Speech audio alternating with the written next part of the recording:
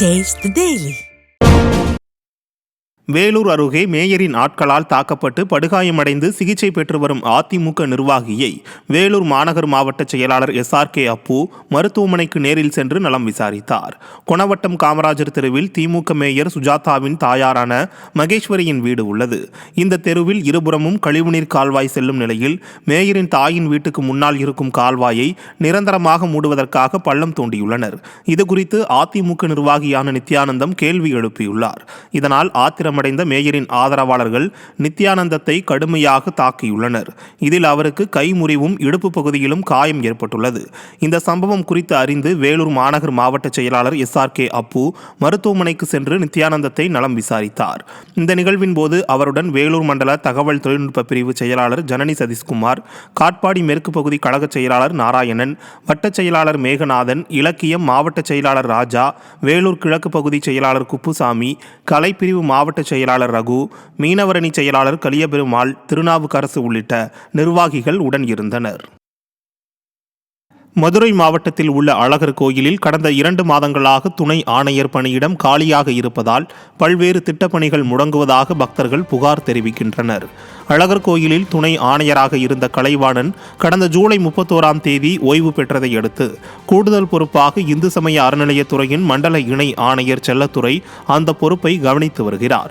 2 மாதங்களை கடந்த பின்னும் இன்னும் காலி பணியிடம் நிரப்பப்படவில்லை என்று கூறப்படுகிறது. இதனால் நிர்வாகத்தை கண்காணிக்கவும் ஒழுங்குபடுத்தவும் முடியாமல் பல்வேறு திட்டப்பணிகள் முடங்கி கிடக்கின்றன என்று பக்தர்கள் தெரிவிக்கின்றனர். மேலும் அடிப்படை வசதிகள் செய்து தராததுடன் பல முறைகேடுகள் நடப்பதாகவும் பக்தர்கள் புகார் தெரிவிக்கின்றனர். எனவே ஸ்டாலினின் அரசு கோரிக்கைக்கு செவிசாய்க்குமா என்று பக்தர்கள் ஏக்கத்துடன் காத்திருக்கிறார்கள். கோவில்பட்டி ஊராட்சி ஒன்றியத்திற்குட்பட்ட சிவந்திப்பட்டி மற்றும் திட்டங்குளம் பகுதிகளில் சட்டமன்ற உறுப்பினர் மேம்பாட்டு நிதியில் இருந்து 9 லட்சம் ரூபாய் மதிப்பீட்டில் புதிதாக கட்டப்பட்ட 2 பயணியர் நிழற்குடையை முன்னாள் அமைச்சரும் சட்டமன்ற உறுப்பினருமான கடம்பூர் ராஜு ரிப்பன் வெட்டி திறந்து வைத்தார். பின் செய்தியாளர்களை சந்தித்த அவர், அதிமுகவில் செந்தில் பாலாஜி அமைச்சராக இருந்தபோதுதான் திமுகவால் வழக்கு தொடரப்பட்டது எனவும், மேலும் 2016 சட்டமன்ற தேர்தலின் போது கரூரில் பேசிய அப்போதைய எதிர்க்கட்சித் தலைவர் ஸ்டாலின் ஆட்சி மாற்றம் ஏற்பட்ட பிறகு செந்தில் பாலாஜி சிறை செல்வார் என்று பேசியதாக கூறினார். திமுக ஆட்சி காலத்தில் தான் அவர் மீது வழக்கு போடப்பட்டது. அன்றைக்கு 2016 சட்டமன்ற தேர்தலில் கரூரில் பேசுகிற நேரத்தில் இன்றைக்குள்ள முதலமைச்சர் மாண்புமிகு MK ஸ்டாலின் அவர்கள் அன்றைக்கு APC தலைவராக கரூரில் ஆட்சி மாற்றம் ஏற்பட்ட பிறகு செந்தில் பாலாஜி சிறை செல்வார் என்று பேசினார். சென்னையில் ஆமை வேகத்தில் நடைபெற்றுக் கொண்டிருக்கும் மெட்ரோ பணிகளால் பொதுமக்கள் பெரும் அவதியடைந்து வருகின்றனர். சென்னையில் 2ஆம் கட்ட மெட்ரோ ரயில் திட்டமானது 3 வழித்தடங்களில் 118.9 கிலோமீட்டர் தொலைவுக்கு செயல்படுத்தப்படுகிறது.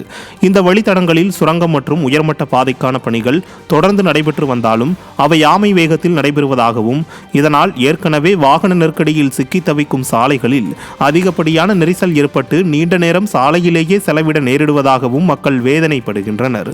இதனால் நடந்து செல்லக்கூட முடியாத நிலை ஏற்பட்டுள்ளதாகவும், தற்போது மழைக்காலம் தொடங்கியுள்ள காரணத்தால் மெட்ரோ பணியை இடையூறின்றி விரைந்து முடிக்க வேண்டும் என்றும் நிர்வாக திறனற்ற ஸ்டாலின் அரசுக்கு பொதுமக்கள் கோரிக்கை விடுத்துள்ளனர்.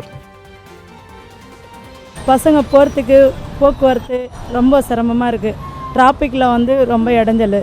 அதே நேரத்தில் பஸ் வசதிகள் போகிறதுக்கு ரொம்ப, இங்கே பாருங்கள் எவ்வளோ டிராஃபிக் பாருங்கள். இந்த டிராஃபிக்கில் எப்படி ஆஃபீஸ் போயிட்டு எப்படி வருவாங்க? நடக்கிறவங்களுக்கும் சிரமம், இருக்கிறவங்களுக்கும் சிரமமாக இருக்குது. அதனால் எவ்வளோ சீக்கிரம் உங்களால் முடியுமோ அவ்வளோ சீக்கிரம் முடிச்சு கொடுத்தீங்கன்னா உங்களுக்கு மிக மிக நாங்கள் கடமைப்பட்டு